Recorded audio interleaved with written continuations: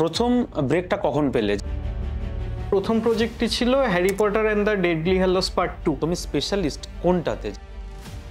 Specialisation অ্যানিমেশনে, যে চরিত্রগুলো আছে আর কি তাদের দিয়ে অভিনয় করানো। কিভাবে ওরা এক্সিকিউশন করে?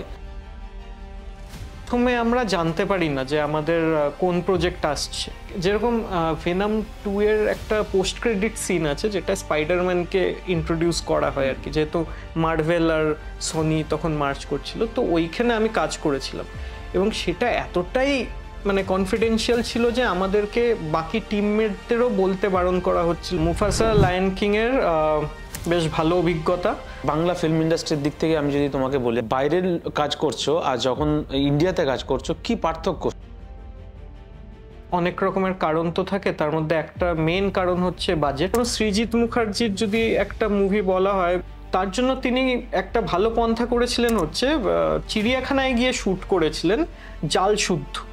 জালটাকে তারপর রোটো করে উনি বাদ দিয়ে দেন আর কি।